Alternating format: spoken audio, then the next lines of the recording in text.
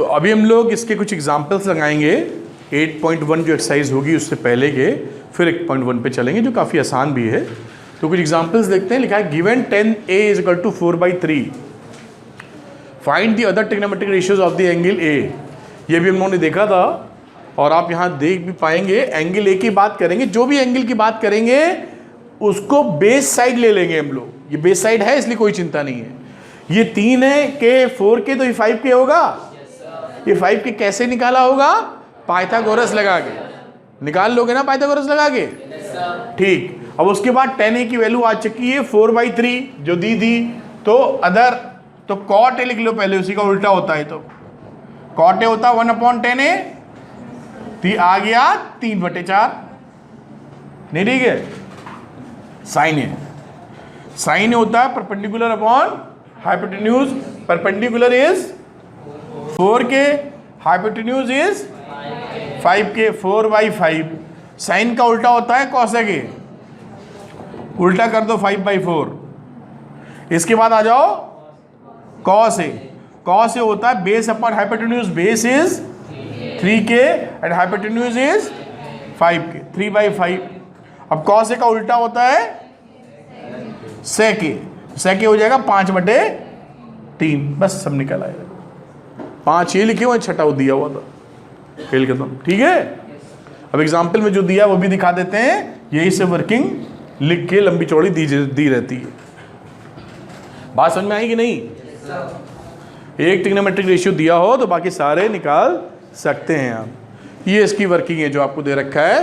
पहले Pythagoras apply किया, जो हमने अप्लाई करके सीधे लिख दिया था कि 5k आएगा। और 5k आने के बाद साइन ए, कॉस ए वगैरह वगैरह सारी वैल्यू निकाल दी है। एग्जाम्पल दिया हुआ आप समझ सकते हैं। ठीक है, क्यों जीगा? एग्जाम्पल नंबर 2, ये एक बड़ा महत्वपूर्ण सवाल है। इसकी हम लोग एनालिसिस भी करेंगे थोड़ी सी, और आपको सतर्क भी करेंगे, केयरफुल करेंगे, क्या बोलना चाहिए उसको। Example 2, if angle A and angle Q are acute angles such that sine B is equal to sine Q, sine B is equal to sine Q, then prove that angle B is equal to angle Q. कई teacher या कई स्कूलों में क्या होता है, ये दो एंगल्स को एक ही ट्रायंगल के अंदर का मान लेते हैं। अभी इसके एक एक्सरसाइज में सवाल दिया हुआ है और वो क्वेश्चन है क्वेश्चन नंबर 6। एक्सरसाइज 8.1 का छठा नंबर का सवाल। उसमें दिया है angle A is equal to angle B. समझना मेरी बात। तो जैसे यहां दिया angle B is equal to angle Q, तो उसमें अगर कोई टीचर ऐसे मान ले कि ए बी सी एक ही ट्रायंगल के एंगल हैं, तो ये खेल पलट जाएगा। असल में ये क्या कह रहा है कि दो अलग अलग ट्रायंगल हैं। फिर से थोड़ा बताता हूं, इसी सवाल पे रहते हैं, नहीं उधर आप गड़बड़ा जाएंगे। ये एंगल बी एंगल क्यू लिखा है। मान लो कुछ ऐसे आप ट्रायंगल बना लो कि भाई एंगल बी, एंगल क्यू और एंगल आर। सपोज ये दोनों एंगल बराबर बोला है, एक्यूट एंगल्स। ठीक है। सच दैट साइन बी, ये 90 हो गया, साइन बी और साइन क्यू दोनों बराबर है। अगर एक ही ट्रायंगल का एंगल है तो, अगर आप ये समझ जाते हैं तो साइन बी क्या होता है? क्या भाई, क्या परपेंडिकुलर अपॉन, तो इसका परपेंडिकुलर है बी आर, हाइपोटेन्यूज है बी क्यू। साइन क्यू पे आ जाओ, गलत दिख गया हम लोग, साइन बी था, ये साइन क्यू का है। आप बी पर हैं, इस पे, तो इस पे हैं, तो इसका क्या हो जाएगा? Perpendicular is Q R and hypotenuse is B Q. समझ में आया ना? ये बेस हो जाएगा उस समय। और फिर साइन क्यू पे आ जाओ। ये समझ पाए कि नहीं कि बी वाला क्यू पे आ गया तो ये बेस हो गया, ये परपेंडिकुलर, ये हाइपोटेन्यूज। तो परपेंडिकुलर कितना? B R upon B Q. अब इस सिचुएशन में बी क्यू काट दीजिए। अब आपको क्या निकला? क्यू आर बराबर बी आर। अभी क्यू आर बराबर बी आर, तो आइसोसेलेस, इसका मतलब है एंगल बी बराबर एंगल क्यू, हेंस प्रूव। ठीक, जो कि इंटरप्रिटेशन इस एक्सरसाइज के हिसाब से ठीक नहीं है, क्योंकि एग्जाम्पल देखो दिया है ना यहाँ पर एक, इसमें ऐसा नहीं माना है एक ट्रायंगल के एंगल नहीं है, Q दूसरे वाले का है और B दूसरे वाले का। आप मेरी बात समझ पाइएगा थोड़ा। अगर आप ये समझ जाते हैं तो ये 2 लाइन में खत्म हो जाएगा सवाल, क्योंकि क्वेश्चन में कहीं लिखा है कि in a given triangle, in a triangle, एक ट्रायंगल की कहानी नहीं सुना रहा है। तो हम ये मान के चलेंगे कि जैसा एग्जाम्पल में सॉल्यूशन दिया गया है उसी बेसिस पे एक्सरसाइज भी समझें। क्यों रजनीश, ये समझ पाए मेरी बात?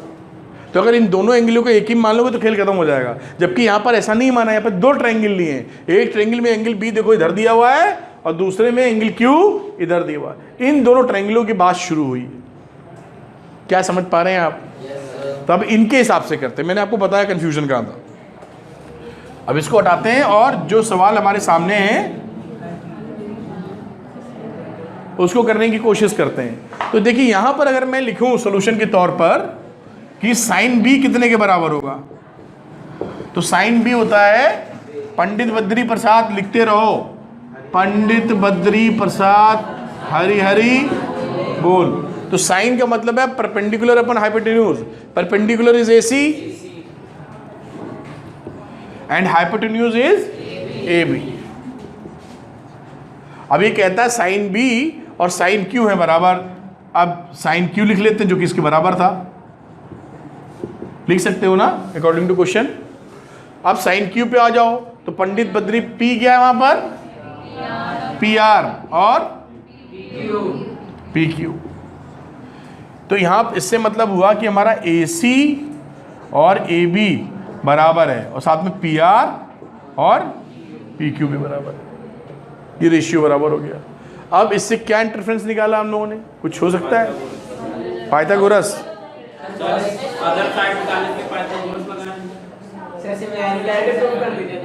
तो सिमिलैरिटी कैसे प्रूव होगी भाई? ये 90 और उसके बाद AC अपॉन AB। ये तो नहीं है इसके अंदर, सिमिलैरिटी का तो रूल ना लगा, ऐसे ऐसे लगा।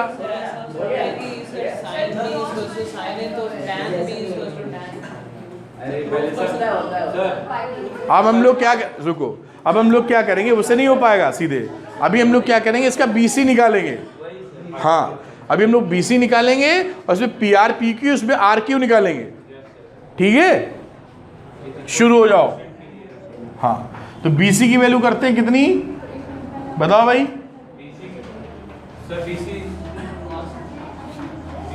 BC बराबर हाउ मच, के के फॉर्मेट में ले लेते हैं। अब सुनो सुनो सुनो,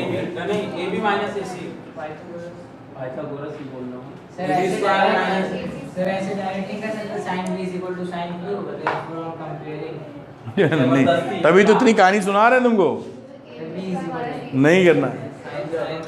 अब यहाँ पर देखिए जो वैल्यू आई यहाँ पर इधर AC upon AB is equal to PR upon PQ। इसको लिख लो AC upon PR is equal to AP upon PQ और इसको कोई रेशियो मान लो K। आपने किस रेशियो को क्या कह दिया, K। ठीक है, अब यहाँ पर आ जाओ BC निकालने के लिए। तो पाइथागोरस लगाओगे अगर तो क्या बोलोगे, AB square is equal to AC square plus BC square. अरे ठीक तो है। अब आपने निकाला BC स्क्वायर, तो BC स्क्वायर की वैल्यू हो गई AB square minus AC square. ठीक है, और आगे चलते हैं यहां पर। अब BC की वैल्यू रूट में लिख देंगे, चलो अभी देखते हैं। तो BC कितना हो गया, under root AB square AC square. यहां पे निकालो RQ, तो यहां पर पाइथागोरस लगाई तो PQ square is equal to PR square plus RQ square. हमें निकालना है RQ, तो RQ square is equal to PQ square minus PR square. तो RQ कितना आ गया, under root PQ square minus PR square. ठीक है, अब इन दोनों का रेशियो ले लो, BC upon RQ। Let us see क्या आता है, BC अपॉन RQ। तो ये वैल्यू लिखोगे ऊपर, under root AB square minus AC square upon PQ square minus PR square. देखो ठीक है कि नहीं? अब वहां पर आप चेंज कर सकते हो वैल्यूज, ए बी माइनस ए सी लिखा है, अब ए बी को क्या लिख सकते हो, इससे ए बी को लिख सकते हो के इंटू पी क्यू, ऐसे बदल सकते हो नहीं बदल सकते हो? तो ए बी की जगह लिख देते हैं हम लोग के इंटू पी क्यू, देखना यहां पर, तो ये आ जाएगा K square into P Q square upon A C को लिख सकते हो के इंटू पी आर, तो आ जाएगा K square into P R square, और ये नीचे अंडर रूट था ही जो था, पी क्यू स्क्वायर, इसको नहीं चेंज किया, पी आर स्क्वायर। एग्रीड। अब यहां से के स्क्वायर कॉमन ले लिया, जब के स्क्वायर कॉमन लोगे तो जब रूट से बाहर आएगा तो ये के बचेगा ना, इधर जगह थोड़ी कम पड़ रही, के बचेगा और ये आ जाएगा under root P Q square minus P R square upon under root P Q square minus P R square. ये पूरी वैल्यू कट गई और ये किसके बराबर आ गई, के रूट था ना, के स्क्वायर रूट से बाहर जाएगा, के आ जाएगा। समझ पाए कि नहीं? यहां से के स्क्वायर कॉमन लोगे, अरे ये जो लिखा है यार समझ लो नहीं, कई बच्चा रह जाएगा तो गड़बड़ हो जाए। के स्क्वायर लिया तो ये क्या बचा, P Q square minus P R square. अब यहां पर के बाहर तो K under root P Q square minus P R square. अरे ऐसे ही तो हुआ बेटा, देखो अभी भी ना समझ में आया तो बड़ा मुश्किल हो जाएगा, हुआ ना?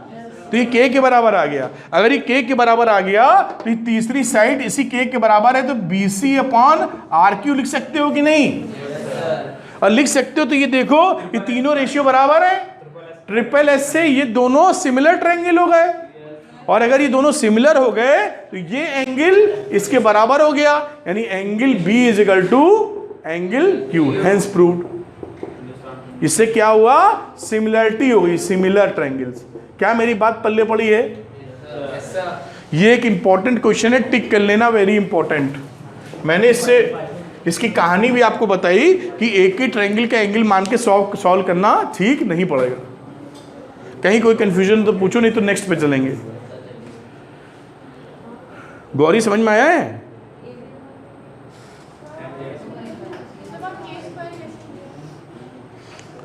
कहां पर के स्क्वायर कैसे लिया? यहां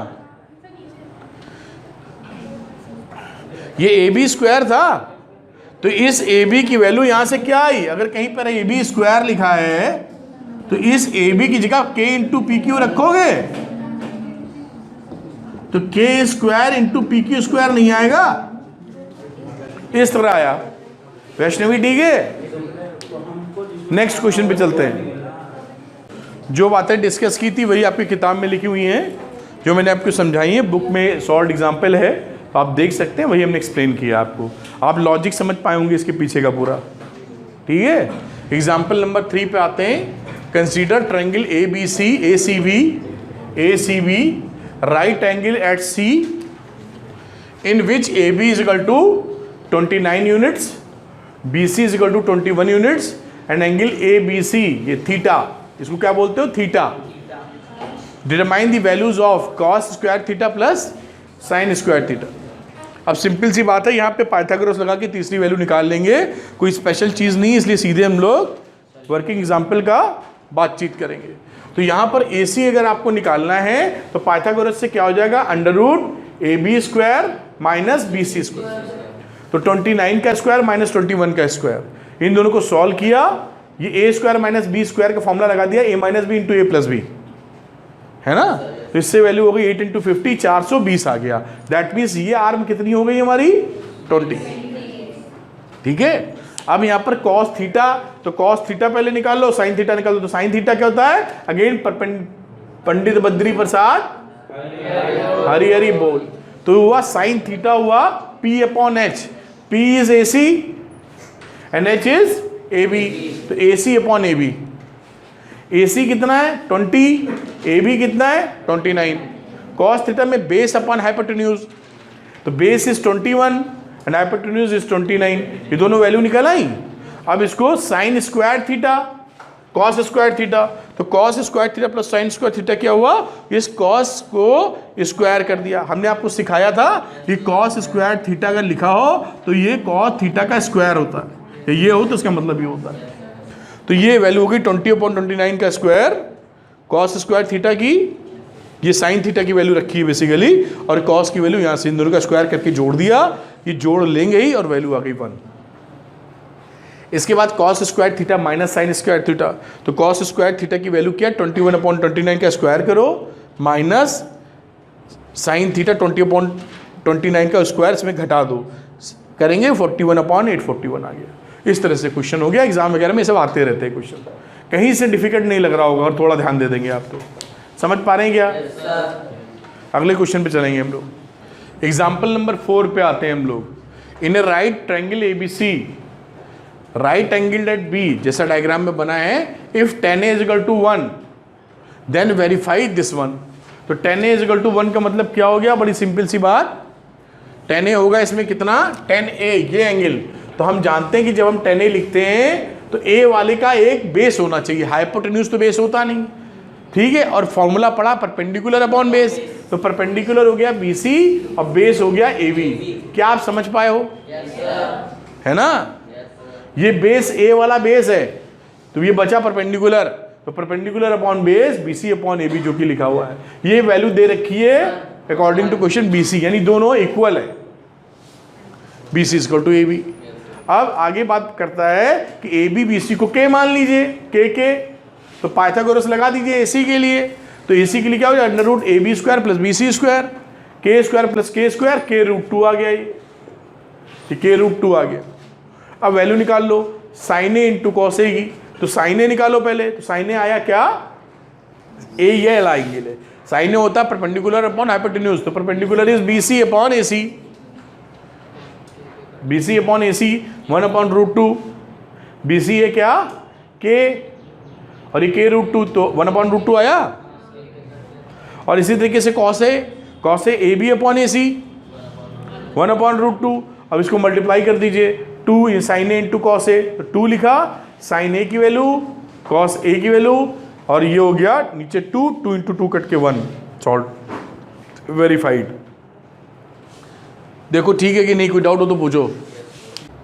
इन ट्रायंगल OPQ, ये OPQ ट्रायंगल बाजू में बना हुआ है, right angle at P, OP = 7 centimetre and OQ - AB important है क्वेश्चन, वेरी इंपॉर्टेंट लिख लो। और दे रखा है OQ, हाइपोटेन्यूज में अगर PQ गिरा दें इधर वाला तो 1 सेंटीमीटर है, और determine the values of sine Q and cos Q, ठीक है, कोई बात नहीं। अब यहाँ पर लेके करते हैं हम लोग, देखिए, अब देखिए ये जो वैल्यू QP CP मान के करते हैं, इसमें थोड़ा कन्फ्यूजन ज़्यादा होता है, तो हम क्या कर सकते हैं यहाँ पर, इसको क्वाड्रेटिक XY मान के कर दो सीधे। देखिए कैसे, उसमें जो OQ PQ लिखा हो उसमें भी कर सकते हैं, बिल्कुल ठीक है, लेकिन थोड़ा दिमाग फंसता है। तो यहाँ पर हम क्या देखेंगे, OQ को लेट कर लो X और इस QP को लेट कर लो Y, कोई मनाही थोड़ी है, कर सकते हो। अब अकॉर्डिंग टू क्वेश्चन क्या बोला है, X - Y = 1, ये ATQ ना अकॉर्डिंग टू क्वेश्चन। अब हमें X और Y निकालना है, तो हमें साइन Q cos Q निकाल डालेंगे हम, ऐसे की तो है भाई। कोई कंडीशन दे भी रखी है क्या, OP 7 दिया, नहीं दे रखी, तो हम क्या करेंगे, यहाँ पे पाइथागोरस अप्लाई कर दो पहले। तो पाइथागोरस लगाओगे तो देखो लगा पा रहे हो, 7² + Y² = X², ये पाइथागोरस लगाया। देखो तुम्हारे हिसाब से ठीक है कि नहीं, लगा सकते हैं इसको, ठीक है। अब देखते हैं, आगे चलते हैं, क्या इन दोनों दो इक्वेशन दोनों ने इसको सॉल्व करके XY निकाल सकते हो? निकाल सकते हैं कि नहीं? हाँ, देखो ऐसे कर सकते हो, इसको लिखो 7², इसको उधर ले जाओ तो लिखोगे X² - Y²। क्या गलत किया गया? अब यहाँ A² - B² का फॉर्मूला लगा दो, तो A + B × A - B, algebra बराबर, और X - Y की वैल्यू पता है हमको, तो इस इक्वेशन को लिख सकते हो 49, और ये हो गया X + Y, और ये हो गया X - Y, यहाँ से 1, ठीक है। तो ये वैल्यू क्या बनी, x plus y is equal to 49, equation number 2। और इक्वेशन नंबर पहली इसको मान लो। अब इसमें ये इक्वेशन जोड़ देते हैं, मधुर संबंध क्या बोलते हो, ऐड कर दिया तो वाई वाई कट गया, 2x बराबर 50, तो x बराबर 25, x 25 है तो वैल्यू रख दो यहाँ, x बराबर y बराबर कितना हो जाएगा 20, x बड़ा था y रख भी तो, चाहे इतना कंफ्यूजन क्यों, x की जगह रखा 25 minus y is equal to 1, तो y बराबर 24, तो ये आ गया 25, ये आ गया, हमने इसका सारा कुछ तोड़ फोड़ डाला, अब कुछ बचा ही नहीं इसके पास छुपाने को।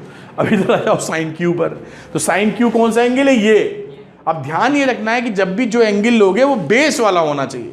तो अगर हमने साइन क्यू लिखा तो पंडित बद्री प्रसाद पिक्चर में आ गए, पंडित बद्री प्रसाद हरी हरी, बस ध्यान है कि साइन क्यू लेने पे बेस ही नीचे वाला है, तो this is base, this is perpendicular, this is hypotenuse. क्या बोलते हो, अभी हो गया perpendicular upon hypo, perpendicular is 7 and hypo is 25। Cos Q आ जाओ, कॉस क्यू, फिर बेस एंगल वही मिल गया, तो base upon hypotenuse, base is 24 and hypotenuse is 25, बस ये आंसर आ गया दोनों। देखो तो ये इस तरह करने में ना थोड़ा सा आसान लगता है, जबकि वो पी क्यू की बहुत कुछ लिखा है नीचे, तो थोड़ा सा दिमाग फंसता है उसमें एग्जाम्पल में। तो इसको ऐसे कर लो, ये बड़ा ही ऐसे हम लोग करते आए हैं, बहुत कुछ आराम से हो जाएगा। क्या बोलते हैं, ठीक है। एग्जाम्पल नंबर 5 भी हो गया और एक्सरसाइज शुरू होगी। तो ये एग्जाम्पल हम लोगों ने अच्छे से समझ लिए हैं, अब आगे की चर्चा होगी।